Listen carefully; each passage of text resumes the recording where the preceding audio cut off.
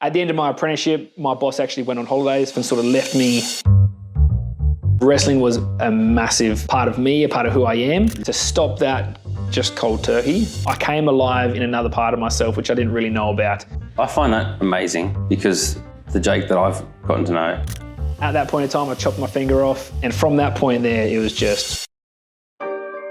Welcome to the Inspired Builders podcast, your source for game-changing conversations with Australia and New Zealand's leading builders and industry experts.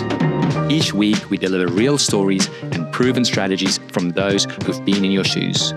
Ready to build something remarkable? Let's dive in. Jake, I'm fascinated by the Olympic wrestling. Yeah. But often I hear that and I go, man, how much... And we haven't gone camping together, so no. We haven't had the chats around fires. But I'm not allowed to go camping with my wife either. It has to be 5-star hotels. What led you? Did you always want to get into carpentry, building? So my dad was a plumber. I used to go out with him. So he was a maintenance plumber, not a building plumber. Okay. And I knew that I used to go out on holidays and whatnot with him and get paid $5 to a day. Yep. And I knew that I didn't want to. Yeah, correct. I didn't want to do that. I didn't want to go out and get dirty. Yeah. Unfortunately, smell like poo and stuff, and undo block drains. I never really had the opportunity to do plumbing in building. Yeah. Because that just never came up. I struggled at school. I was never a very good student. So then I just found carpentry in my work experience. From there, I then went to a tech college and did carpentry. So probably when I was 13, 14, when you do work experience, I went with a carpenter and he was just doing decks and pergolas and whatnot. And I really enjoyed it. I came home that holidays and I made my own little pergola, got pictures of it. It was pretty dodgy now looking back at it. But from there, I found a passion of carpentry and sort of went that way into tech college. You mentioned there that you weren't a good student. What do you... deemed you not a good student, do you think? I couldn't read, couldn't do maths. And didn't care? Couldn't. I actually had my brain didn't function properly for the first probably, it sounds bad, it did function properly, but there was one part of it that didn't fully develop. My parents found a really good program that made this part develop, and then I ended up being able to learn, and I was just set back a little bit, and that sort of, I guess, hindered my confidence a little bit in schooling. But I was still, all that my parents said was, as long as you got A's in your attitude, that's all we care about. I still passed and all that sort of stuff. But I find that amazing because the Jake that I've gotten to know is a big thinker. There's a vision, there's passion, there's drive, and you're doing big things, great things. Was it a switch? Was it a slow transformation? So it would have, as soon as I finished that program, I started becoming more normal, hated reading. Okay. And then in construction, you don't really need to think. As an apprentice, you think ahead, you think logically with your hands, with your body, you can lift timber, you can nail timber together. I was a very good picture thinker and I could remember things very well. So remembering my trade was very easy for me. And in the school I was at, for my year 11 and 12, I actually became dux of the school. So I rapidly improved. And because of wrestling, I really had a very good hard-willed thing to keep consistent, being consistent and pushing. And then I was probably the only student that had an apprenticeship by the end of year 11. So by the time I finished year 12, I already done a year and a half of my apprenticeship. So when I left school, I only had another 2.5 years of my apprenticeship before I became a proper tradesperson. But that sort of transformation would have happened during year 11 and 12 into my apprenticeship. And then only recently now have I really been reading a lot of books. And after I got mentored by a few people, that really opened my horizon and to sort of dream bigger and have bigger aspirations. But before that, I was only going to be a worker. You don't really know what you're meant to do until someone shows you what's possible. So that is so true. So you were going through your trade. Yep. You didn't have, back then, you didn't yet have the long-term vision. You thought you'd just be a worker. Correct. Yeah. But you had the fight in you. Correct. You had the tenacity and the ability to be consistent and show up. Yeah. So a little bit about my journey as going from apprentice to carpenter to where I am today.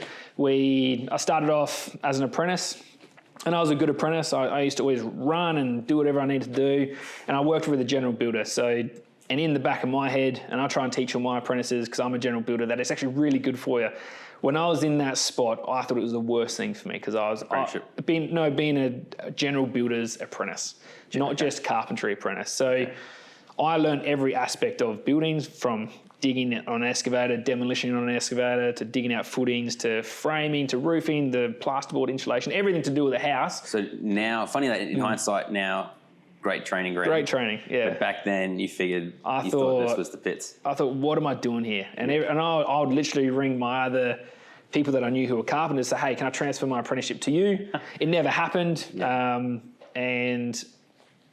But in the end, I got a very good training for being a general builder. Yeah. At the end of my apprenticeship, my boss actually went on holidays for a month and a half and sort of left me just to find work. I was lucky that I had started my Cert 4 and did my sort of licensing courses so I could have my ABN and work for other people. So then I found a few odd jobs here and there. But then a plumbing company actually picked me up for the next 2 years. They had one of their farmhouses burnt down, and I got to rebuild their whole house from scratch. And that really helped me learn carpentry again and really put it all together. And then with that plumbing company, I learned how to do my bathroom renos, kitchen renos, all the waterproofing. You finally got your plumbing building experience. Yeah, correct. So so I got my building in plumbing and that. But then, so he wasn't just a plumbing company. He did a lot of renovations, which is unusual for a plumbing company. But he has a general builder's license. So that's where I learned a lot of the aspects that I didn't learn with my last boss. And at that time, I was doing my Cert 4. And then when I actually got my builder's license, I approached him and said, hey, can I start a building company under your brand? And he was sort of a bit iffy about it, didn't do it. And that's sort of when I decided to go out my own. And I actually started JD Building Works at the time. And that was just the name I came up with then. And we were just doing small decks, pergolas, wall removals, kitchen renovations. And then some point along that time, I thought, man, I need to change my name. Why is that? Well, Dornford Building Work, or JD Building Works, sounds just like a one-man band, sort of doing small building works. I saw a lot of big companies that I was following, and they all had building group at the back end. And so I thought Dornford Building Group it would sound nicer to the name. It would sound like I'm a bit bigger than what I was at the time. And at that time also, I wanted to have a concrete company, a plumbing company, an electrical company, have all the different trades underneath me, and then I'd be a building group.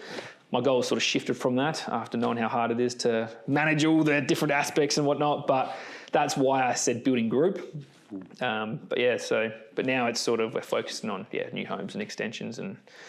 But then from name of change, we sort of had probably 3 or 4 carpenters, and we were doing a lot of renovation work, a lot of building work for other builders, for myself as well. And then from there, we sort of diverse. COVID hit, my business partner Nico came on board, and that's sort of where it really took off. So, and you, Nico, you mentioned met back in wrestling days. We met back in wrestling days. Yeah, we were wrestling buddies. Do you find that, because that's something often I find fascinating when you read books about like Navy SEALs or military guys, and if they've gone through, they don't have to have gone through this same training at the same time, but knowing that you went through that and I've been through that, does that come up? Knowing you guys have both been through like wrestling at a very high level? Yeah, so I was probably wrestling 4 or 5 years before Nico came in. Okay. So I'd obviously done a lot of wrestling beforehand, which to him was a disadvantage because obviously I had a lot more skill. But man, Nico pushed himself a lot during that training session, and he was at every single training I was ever at. As soon as we had a friendship or a bond, we really connected. But then we'd train hard together, push it. There was this sand dunes which my coach used to take us through, and we'd be vomiting there, and it was intense. So we really had a good connection. And now coming through, he obviously went his path in like uni and getting some very good learning from a larger organisation, and then we sort of connected back, and now he's part of the business, and I found that fascinating and just a great partnership. Yeah, where you guys knew each other, and you talked roughly about maybe doing stuff together. But then he went away, got some really great experience elsewhere, and has brought that back. No, correct. Yeah. So we were best mates, but then we also have a very big drive to grow a business that is bigger than ourselves. So we've both got the same vision, we've both got the same goal, and we're both a part of the same church as well. So all of our sort of life is connected in with each other, and it just works well. That's it. That comment you made there in terms of the vision's the same. What is the vision for Dornford? For Dornford? So our vision right now, it's obviously grown a lot since my very first little JD Building Works sort of thing. So back then we wanted to have all those businesses underneath us. But right now our vision is to build something that is bigger than Nico and I, that can outlast Nico and myself. So we've read this Good to Great book, and we want to try and build leaders that can come up underneath us and carry on our legacy and to be able to really build beautiful buildings in Adelaide. And we do actually want to go national at some point in time, but we really need to have some very good processes and procedures to be able to accompany that dream, which is fairly big and time consuming. So that's probably our vision for the moment. So I like that vision very much so. And I like, you've made a few comments off camera and previous conversations, just how much you invest. Yeah. That what you mentioned there in terms of investing in your leaders and bringing up leaders. Yeah. That's not just talk. No. There's a lot you put in place to bring those leaders up. Yeah, and like Nico and myself, we read a lot of books about leadership and about sales and just things that can help us, but also help the business. And I was reading a book the other day, and the guy said, hey, you need to read so you can train your clients as well. Read books that your clients should be reading so then you can help train them. And what's an example of that? Talk me through that concept. So let's pretend I read a book about design, or I do some courses on interior design, or I do some courses so I've done my passive house course. I can really train my clients in what it means to build a passive house, or what it means to have a good flow through your kitchen, where you should position like your bathroom fixtures and whatnot. So, and then we also put all of our staff through training to be able to help our client have the best experience while designing, while doing that whole building process through Dornford. But yeah, we read a lot of books, and even a good example today was I woke up this morning, Nico had read a book last night, and he'd sent a text message saying, hey team, have a look at what I read last night. It was a John Maxwell book about 2.0 leadership or something. It was just being proactive versus being reactive, and there's a list of attributes saying, hey, being this attribute, the opposite is this. And it was just great to send to our project manager to be like, hey man, we need to be proactive in really managing our projects properly and whatnot. So it was good. It was very good. I was excited when I saw that text message that we're really he's reading and he's trying to train our team to be better than what they are today. Yeah. So and do you find the teams reacting well to that, or they absorb that? Are they reading books? Are they reading that sort of stuff? We try our hardest to get them to read books, but as everyone knows, we are all very busy. They've got young families. Yeah. One of them's a younger adult, and he's got a lot of activities on outside. Yeah. And a lot of our staff, that's what I mean. We try and read books so then we can train them. Yeah. We can push as much as we can, but you can't really drag a horse to water. So it's that's where I read it is like you read books so you can train other people and bring people up to where they need to be. Okay, so the wrestling, you and Nico met through that. Yep. You've been doing it for a few more years than him. To what level did you get to? Cool. And start there. So wrestling, how I even got into wrestling was I wanted to do boxing. All my uncles were boxers. One of my uncles got to the Commonwealth Games and competed there. And at that time, I just had finished that program for making what part of my brain sort of start developing, and just completed it. We saw progress, and my dad's like, you're not going to box. I'm not going to let your head get punched around. And I was like, that's fair enough. So then he found wrestling. Now, wrestling doesn't feel like it's a manly sport when you're wearing leotards and whatnot. So that's something I had to get over, the first hurdle. I went there, and I was like, I'm going to go there once, and I'm probably not going to go ever again. So I went there, but then as we know, everyone goes well when the coach says, hey man, you're really good at this. So then I was like, holy heck, I'm good at this sport. I might as well just stick into it. And I was a little bit chubby at the time, and I stuck with wrestling for a few years.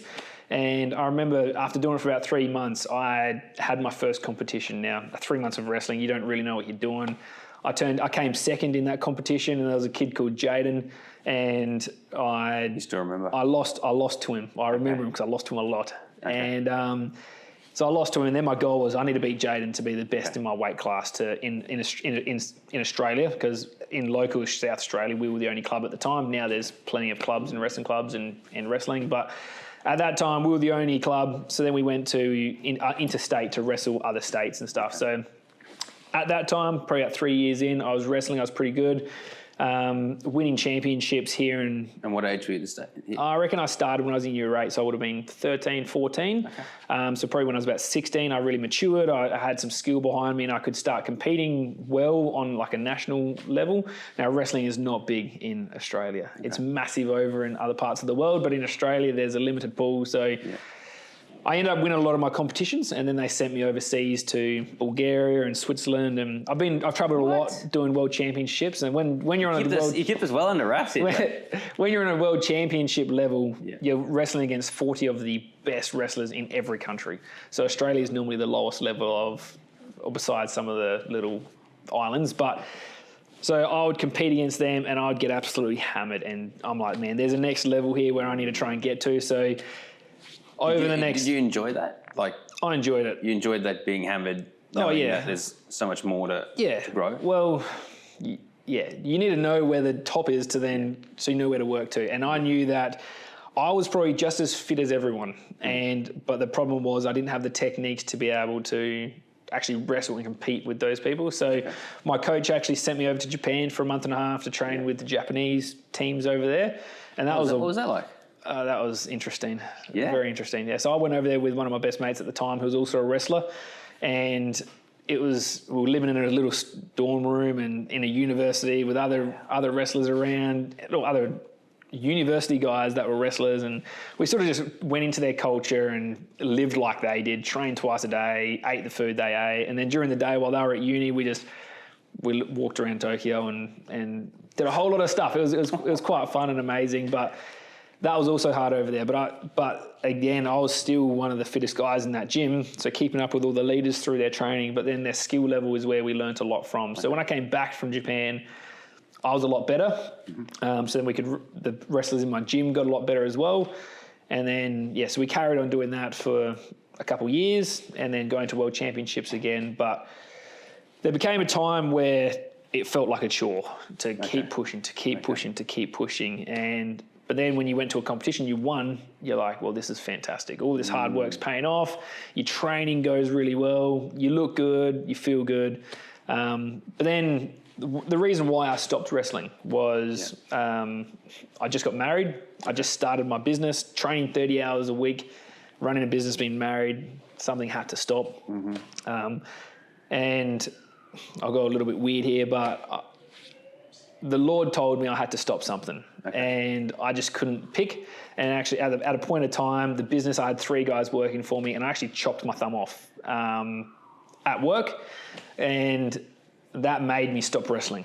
And how did that connection happen? How did I chop my finger off? And how did you connect that to stopping wrestling? So obviously, if you're not a Christian, you wouldn't understand, but I was praying about it, asking the Lord to show me what I need to do, and at that point in time, I chopped my finger off on a job site, and I had 2 apprentices with me, and I obviously rushed to the hospital or whatever, got it all fixed up. But at that point in time, I couldn't work in the business. I had to work on the business and train my boys and help. And that showed me a different level of management, which I never knew before, which really, from that point there, I sort of had a vision to grow my business. So before I was just a worker, working. And then when I chopped my finger off, I couldn't wrestle. So I had a lot more time, which then I could spend with my family, work on the business. And then, my walk with the Lord got a lot better as well because of it. And from that point there, it was just, I've been really heavily invested in my business, heavily invested in my family and then my church. So, but if I didn't cut my finger off, I probably wouldn't be where I am today. But because of that one experience, I got over it and just kept pushing through. And I remember after my surgery, I was back at work after 2 weeks, jackhammering. I'm like, I can't be doing this. Because I had no insurance. I was young. I didn't really know. What was that like? Like, fingers chopped off. You've had it repaired. And having to adjust that conflict of, this is what I know, but I can't keep doing this because it's not sustainable. it was a very weird shift in my life. Okay. So at the time, wrestling was a massive part of me, a part of who I am. And then to stop that just cold turkey was wild. But again, I came alive in another part of myself, which I didn't really know about. So I came alive in my business self. I got to learn. I had more time to read and invest into the business. So I coped really well with the transition. But yeah, no, I feel like it was probably the biggest turning point in my life to where I am today. At what stage did you have that epiphany? There's an opportunity here. I'm seeing this is a new pathway. Yeah. How did that come? Did you have that moment or? Well, so I had 2 apprentices working for me at the time. And if I'm not on the tools, there's no one to train the apprentices and no one to teach the apprentices. So I very quickly found another carpenter at the time to sort of come in and take my position. Yeah. At that point of time as well, we were making enough money to run the company and run the business. But to bring another carpenter in, I was a bit worried. I was a bit scared because I was then thinking, I'll just pay them my wage. I'll go without again. And he came in and it was really good. There was obviously a lot of things I learned about trust and having people work for you when you're not on site. So there was a huge learning curve there around management. But we got through that sort of stage, and the opportunity there was to step out of being the main carpenter, bring a carpenter in to do that job for me, and then I can sit back and spend more time quoting, managing, and trying to win more work to feed the boys to do their work. That's probably the biggest. That's often from what we hear, a very hard transition. Well, it happened very quickly for me. Yeah. I had to do it. Just force that pressure and conflict of forcing it to. Yeah. But in saying that, I had a lot of help around me. Okay. So my mother-in-law was a chartered accountant. One of my good friends at the time, he knew a lot of business people in his sphere. So he obviously was trained up, and he helped me a lot get the sort of processes I have right now, or not right now, I had back then, which then helped me build on to what I've got now. So then my mother-in-law, who's a chartered accountant, helped me with all my BAS, my tax, all of my end-of-year financials, my quarters through the year. Without that, a lot of people get lost, and I've been able to train a lot of people who are starting up in companies from that small little bit of information I got told from my mother-in-law. But then from there, I was sort of capped. I was still an estimator, salesperson, working. I went from working 8 hours a day on the tools to working 10, 11 hours a day, get home, go to my back room, start quoting. So then when Nico came and approached me to sort of come into the business, help processes and procedures and show me what an organisation should look like, which is his skill and forte. He really, we combined forces, and then we sort of, I had all these business tools, so my estimating processes, Xero, Dext, but they weren't talking to each other. Okay. And Nico really helped make all those talk to each other and really be seamless as such. Mm-hmm. And then from there, we've done a lot of training in building schools and whatnot to then get more knowledge about systems and processes and procedures, which is Nico's skill. So he's really helped make that, to make our client process beautiful. Yeah. With Nico joining, was that an idea you guys came up with together, or he approached you approached him? How did that look? So with Nico, obviously we're best mates at the time, go to the same church. He's doing uni, just finished his business degree, came and approached me to come in as a partner, and I flat out said no at the start. I was like, dude, you need to go get some experience in the world. So he went out, worked for a big organisation called Skilled Work or whatever it is, or Seek, and that company has about 800 employees. So that's where he got to work under the CEO or the COO, and he got to be a data analysis there, and he got to learn how a big organisation runs, and he was a very well-liked worker there. So he worked there for 3 years, and then we were talking about coming in and coming on, and that's bringing him in. I was always a little bit cautious about it. He's my best mate, but did I trust him? It was a weird thing. I had a lot of people talking to me at the time saying, hey, this isn't a good idea. You shouldn't, partnerships always sink and fail and whatnot. Yeah. And then Nico is there. He's a very good salesperson too. So he's on the opposite side saying, no, this is good. This is going to go well. This is going to go well. And then I'm in the middle thinking, talking to my business advisors, talking to my other friends and whatnot. And in the end, I just went with my gut feel, and I thought, I think Nico and I can work really well with each other. Our skills complement each other a lot. And from day one, having someone else in the business, and a great thing Nico says is a burden shared is a burden halved. So like, even today when I was driving here, I rang him and I was like, dude, I'm nervous about doing this here. And he's like, Jake, I don't know what to say to you. And I was like, doesn't matter, man. I told you, my burden's halved. He's like, well, I feel nervous for you now. And I was like, great, because I don't feel nervous. I told someone else my problem.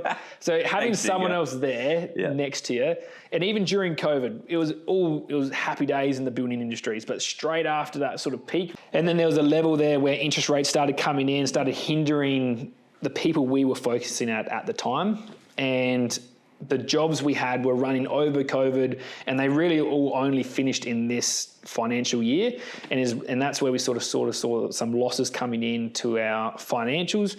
And then from there, if I never had a business partner or a partner there that I can trust and talk to and strategize with, because a lot of people by themselves have to pay to strategize with other people, but having someone who's on your level, who wants to reach the same goal, having someone there is a fantastic opportunity to really grow, and having people next to you and with you, you'll grow faster and quicker. And bringing someone in with another skill set to me that complements my skill set, it rapidly changed what our business in our office looked like. It all of a sudden got it took 3 years, but it got very organized. We have a sales process, and all the schooling that Kirk does and APP does, it's very heavily admin orientated, and Nico's skill set is admin orientated, strategizing, thinking. So having someone like that who's very good at computer technologies, I guess. I'm very good with my hands. I'm getting a lot better at the computer stuff, but having someone who was very good definitely helped radically transform the company to where it's at today. So I can encourage people, partner up with people to they have to be the right fit, and you have to know each other, you have to trust each other, and that's something that you learn over time. How long did you wrestle with that? Like you mentioned that you finally made that gut feel to go, we complement each other, this would be a good partnership. How long were you wrestling with it? And you mentioned you were talking to other people. And so right now he's been in the business for about 4 years. I probably wrestled with it for 2.5 years. Okay. So prior to him coming on board? No, he was on board. During? Yeah, during. One thing I really had to give up was it's not my business anymore. So it's got my name on the door, but it's technically not my business. So if I want to make a big decision, I do have to go talk to my business partner. I struggled with that because I was like, I always thought it's my business, I'm building this, but really we're building this, we're growing this. And I've had a big shift over the last year to really see that. Well, that's something I really admire in Nico, because he, at no stage at all in my interactions with you guys, have I ever seen any glints of an ego. Like, he happily doesn't take the limelight. No, correct. He happily no one has to know that he's a partner. No. He doesn't care. No. I think that's pretty epic. Yeah, no. He definitely cares behind closed doors. Okay. But when we are out in public, because he cares about the business. He loves the business. Yeah. He keeps telling me he's a company man. He'll do anything for the business. And even today, he's like, Jake, you need to talk well. Is it tatted on him yet? No, not yet. But no, he's. A lot of people said not to do it. Yeah. He's like, he's not a builder. He's not going to be taking any risk on. He doesn't have a builder's license. And these guys here were people I used to look up to. And he partnered up with a plumber. And their skill sets didn't grow. Their plumbing company got way stronger because there's 2 plumbers there, but the skill set of office admin tasks didn't quite, we're totally different, and it means the business can go in a different direction wherever we want. And if we want to bring someone else on, we've decided we're not going to bring someone else on with the same skill set as us. We should be bringing in people that complement us to then take us to the next level. But you mentioned there that guys that you looked up to, and your decision now has proved counter to what they were advising. I know you're big on mentors, and we've often talked about, you listen to your mentors, you lean on them. What was that like to go against what they were saying? Yeah, to go against, and then to realise, okay, maybe I can make decisions. The ultimate thing that made me think about actually just doing it was, if it all failed, I can start again. If everything goes wrong and it doesn't work out, and Nico and I had an agreement that if anything got in the way, money, relationships, work, if it got in the way of our friendship, we would just stop. Now, I don't know how true that is. But that's sort of what our gentleman's agreement was at the start. But going against what one advisor, I just said, hey, I'm going to do this. And then after talking to him, because he's still one of my advisors and business coaches, we still talk about it all the time. And I've said, hey, man, it's probably the best decision I've ever made in business, to having someone else coming in. My other advisor just told me the financial side of it, and I listened to all that advice, and that's worked out really well. And then some of my friends were they don't really know, they didn't know what Nico could bring to the table, where I did know what Nico could bring to the table. So I sort of just took their advice. I took it on, thought about it, but in the end, I made my own decision about what I was going to do.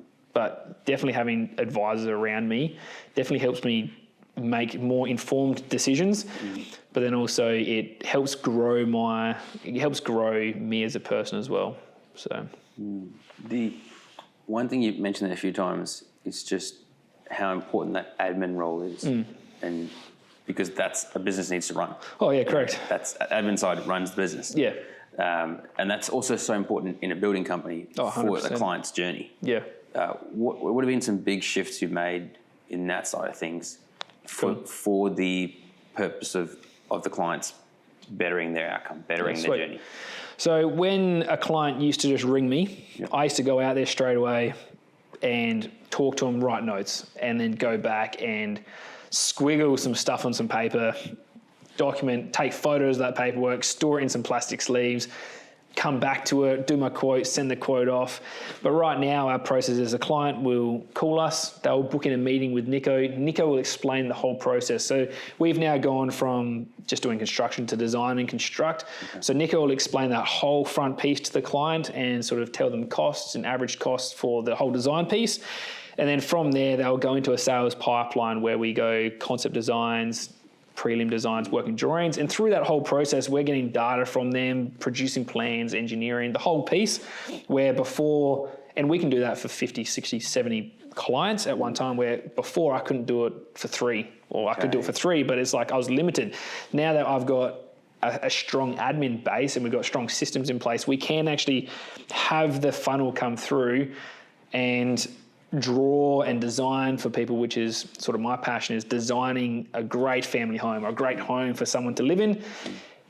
But then they come through at the end of working drawings, and then we can start construction. So by that working drawing stage, we've got all their selections documented, we've got all their changes documented, and then it's a beautiful file on a computer. So my project manager can just double click on it, see all the files, see all the quotes, see everything that the client wants. But that's only just come to sort of be now. Into so it's taken 4 years. Hitting fifth, sixth year we're now. Yeah, it doesn't happen overnight. Yeah. It took time. That's true. What are some of the common conflicts you found or things that can hold up, say the pre-construction phase, that this now solves? Cool. What are some of the common?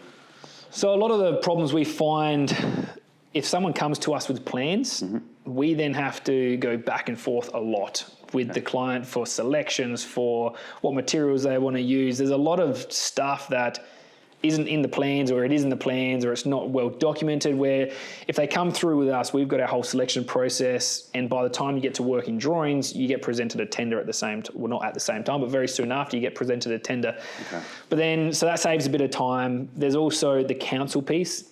If someone just goes through a drafts person, they're getting plans drafted, a lot of clients don't know exactly what to present to council, when to present it, how long it takes, use a private certifier, not use a private certifier, go through council, how to use planning, Plan SA, the portal. There's a lot of stuff going on. What are the costs? And just having an expert in your corner to say, hey, it might cost you a little bit extra money, but at least it will take 2 to 3 months, and you know it's going to take 2 to 3 months you don't have to think about it. You can just enjoy the process of design, selections. You don't have to think about the engineering, the timber designs, the energy efficiency designs and council process. So it's like, Nico and I were listening to someone else and they said this thing and we sort of changed a little bit. We follow this 3 C's, which is our client, our culture, and our community. So our client, we really want to look after our client and make sure they have a great journey through the construction, going from design to end of completion. But then, so a part of that journey is we look after them, we teach them, we nurture them to say, hey, this is what it's meant to be like. This is how it's meant to run. And we find that clients that come to us who haven't built in the past, they obviously see all the branding and stuff that we're putting out. But if they come to us with no building knowledge, they might have some trust issues to start with. Yeah. But as they start going through our process, they can see, hey, these guys are presenting well-documented processes and they're teaching us what's going to happen and they feel really comfortable in that process. So I just find having an expert in your corner really helps make you feel comfortable to build. Yeah, with Dornford. That trust part you mentioned there, that's massive. Huge, massive. Yeah. People are trusting you with something. I mean, people often talk about, oh, this will be the biggest investment you make in life. But I think often what is bigger than that is what this means to them for the rest of their life. And that's huge when it comes to trust. What have you found that has worked really well to help? Because you're big on building that trust. Before anyone swings a hammer, before we do anything or get anywhere serious, building that trust. How do you guys go about doing that? And what have you found to be really effective in doing that? Cool. So I have in our company, we've got core values, which is we've got honesty, integrity, respect, reliability, and trust. And all my employees know it. My team, my core team knows it as well. And having that embedded into myself, into Nico, into my admin lady, honesty, even when there's delays, to be honest with them, to hold accountability where if we're human, we make mistakes. If we've stuffed something up, we take accountability for it. We take ownership for it. And then I think the communication with my clients is the best thing for trust. When something goes wrong, you tell them. When something's going well, you tell them. Constant communication with them, keeping them excited as well in their project is what builds trust. But then you build a friendship as well, and then you can sort of trust your friends more. Like I was talking to a client just 2 days ago, and he's like, man, I've been following you for 3 years, 4 years. It's amazing because I built a little deck for him to see, and he's driving past my houses. And he's like, man, it's amazing to see. And we were just having a good 10-minute conversation, and I haven't spoken to him for 4 years. So it is great to build friendships but that's what happens when you find a builder that you connect with. That's important. Because that's big with you guys. You guys really appreciate the trust your clients show you. Correct. How do you go about establishing the trust with those clients? Cool. So if our clients have a bit of resistance to talking or opening up, we try and be vulnerable with them a little bit. And the first conversation we have with them, Nico probably spends half an hour on the phone, which is a fairly decent time to be talking with someone. And by the time he asks about their family, what their needs are, you do create, their barriers drop a little bit. You can obviously feel when someone's a bit resistant and you just keep talking, and eventually they'll sort of open up. But normally it's in that communication where we can be open and honest with them, that then they sort of feel they can be open and honest with us. And when people aren't open and honest, they do like our sales process. So we still get people when they don't fully trust us yet to do our design piece. Our design piece doesn't cost a lot up front to actually go ahead with. So it's not a massive investment for them. But we find that when we go out to site as well with my designer and myself, we can then have another conversation with them and just really, that is probably one of the favourite parts I get to have, is to see what their vision is and their goal is to build, and then we sort of get to build it with them. So during that sort of piece there as well, they sort of tend to like you, and they sort of talk, and if they haven't told us what their budget is, that is another time where I can actually talk to them and delve into what their budget is, their realistic budget for the project. And going off that, seeing I've built a fair bit in the past, I can say, hey, that's probably not realistic, or it is realistic. And if it's unrealistic for what they want to build, we sort of try and suggest other alternatives for them to build. But the whole process we take from start to finish, even all the advertising we do on the Facebook and Instagram stuff you guys help us out with, it is building trust with them. They can see our website. It's quite professional. They can see the stuff on our Facebook. We try and only post finished items and stuff that people can see. And then, but no, it's I feel our whole process sort of leans into trust. Yeah. It sounds, I like that you're respecting that trust is a massive thing, and the clients are looking for that before they get started. You've built that well into your process. Yes. Before you get started with them, essentially. Yeah, correct, yeah. I guess, what triggered, I know it's been a topic we've discussed, working with you to help build that trust prior to them coming and talking to you. Before working with us, how are you going about putting the message out there in order to achieve that, building the trust? We weren't really putting it out there. So the first bit of trust would have been the first site meeting we had with them. And it was a lot harder. Before we had a sales process, and we haven't always had processes and procedures in place. We haven't always had a sales process, a design process, a construction process. Like, this has taken a long time to build. And it doesn't, like I said before, it doesn't happen overnight. Yeah. So our process was someone calls us, usually myself and my mobile phone, and that could happen any time of the day. Every single conversation was different. So now we've got a process for the sales team or myself or Nico to actually follow. So every client gets the same experience that the client had before. But before that, they were just talking to me. So if they trusted me, that would normally win the work and they would go ahead. But if they didn't trust me, and at the time I was quite a young builder, I was probably only 25, 24. And I look back now and I think, man, those people that built with me when I was 22, building their extensions, I'm thinking, that is insane. So people would have really had to have trusted me and to see me as a potential builder. So I just feel that how I built trust before was good communicating and just being a likable person, because people will build with you over good relationships as well. Not always how old you are or the skill set you have.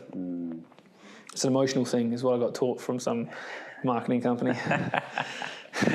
Nice. And so marketing, building, how do you foresee the role of marketing playing in building that trust, especially prior to the person-to-person, in person? So obviously getting the right marketing, the right wording that they can read on your ads, which you guys help us with a lot, is really important to be portraying that. And having the same wording being consistent everywhere the same wording consistent on Instagram, LinkedIn, Facebook, our website. So when they go from one page to another page, it's all really consistent. I think that's a big key to that you're not chopping and changing everywhere. Yeah. Even the ads we do on Life FM, like, it's still the same thing. It's all about trust. It's all about them. It's all about caring for them, bringing them into the family to really build something that they are happy with at the end of the day and really enjoy. And it's all about the process. So really explaining to them in all our marketing to say, hey, it's about you, it's about the process. We're trying to be builders that you can trust and want to build with. Definitely. That messaging and the consistency, I think, is so important.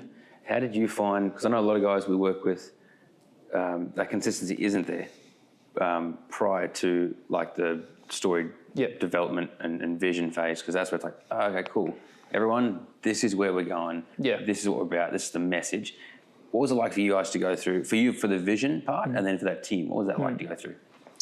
So beforehand, Nico's done some research into it and done some actual uni courses in it as well.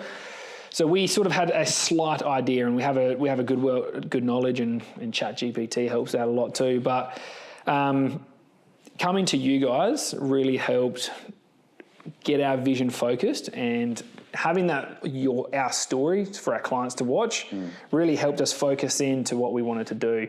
But before, like you said, we were just posting when we needed to post, putting random things up on Instagram and Facebook, but right now we've learned that we need to be more precise and be really honed into what we want to portray ourselves as. Yeah. Because I know when you and I spoke, and then it was like a few months went by, and we spoke again, and then you guys came on board. During that time, prior to coming on board, you said you felt like marketing was a bit disjointed. You were sort of posting here, posting there, trying to get new content. What was that? Who was running that, and what was it like running it like that, I guess?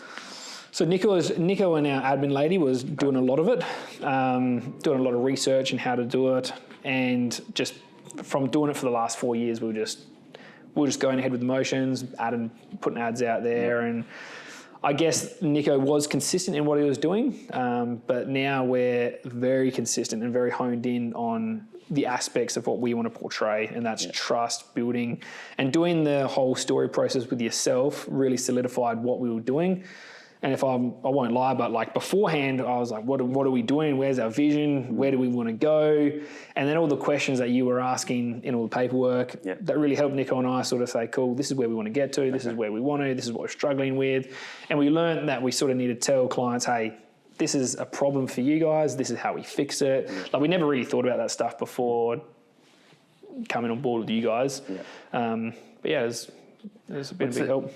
I guess it helped me understand prior to having gone through that, let's call it evolution, making decisions about this project, that project, partnering with that person, doing that. What was that like without, say, that clarity on? We said yes to everything. Right. And we went from doing 200 construction jobs, wall removals, bathrooms, flooring, a skirting board, a wall knockout, add a door in, put a cavity slider in, put a door in the wall or like a glass door, to really focusing on, and with the other schooling that we're doing, we're really focusing on now just niching into our market, which is extending for clients and new homes.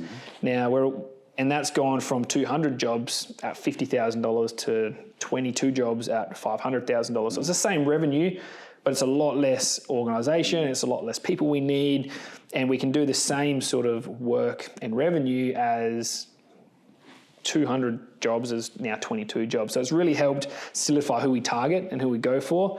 Now, I was talking to some people and they still think I need to niche more, either new homes or extensions, but at the moment I'm loving the extension and new home market. So I think most of our ads are still targeting to growing families and extending out the housing. But if someone rings us up about a new home, we'll definitely go and target it, because they are a lot more simple to build than an extension or renovation. We've got everything set up for that. And now with that vision, what's it like for you, for your team, for your contractors, suppliers, with that clarity on this is the direction? So knowing what Nico and I want and where we want to take the company, it's a lot easier for us to strategize about what jobs we want to take on, what clients we want to work with. And since we've started that, we've actually got jobs now that we're happy to do. They might not have been at the dollar figure we wanted, but they're more targeted to what we wanted to do. We can really set up our processes and procedures on the construction side of things. So now we've got a PM management, so a project management sort of document saying, hey, this is how we want you to run your projects. Because before, we sort of let them have free reign and it was just going wild. But now we've got a proper process. We can run our jobs on time, most of the time on budget. If it's not on budget, communication is the clear thing around variations. But knowing where we want to go and what our vision is, it definitely helps with being able to say no to clients quicker instead of wasting half an hour of Nico's time or an hour and a half of my time and my designer's time and Nico's time before we know this isn't really our job. So, and it's been amazing to see that, because we have still taken clients on and now we're like, this isn't the job we want, and it's going to hinder our growth if we take it on. In the direction that you guys want to actually go. Yes, and you always think, man, it's wild to hear builders say you need to say no. But now that I've said no a few times, I'm like, this is very freeing. So it's quite true. And what do you find with that? I mean, you're big on buy back your time. You told me about that book a few weeks ago. Where's that time now being spent? As I've been honest the whole podcast. I've read that book. I've done a lot of research into that book. I'm only now sort of, after reading it, Nico's been on my back about tracking my time. So now I'm actually tracking my time. For the next 2 weeks, I'll track my time and I'll try and find out where a lot of my time is being spent, which I shouldn't be spending time on.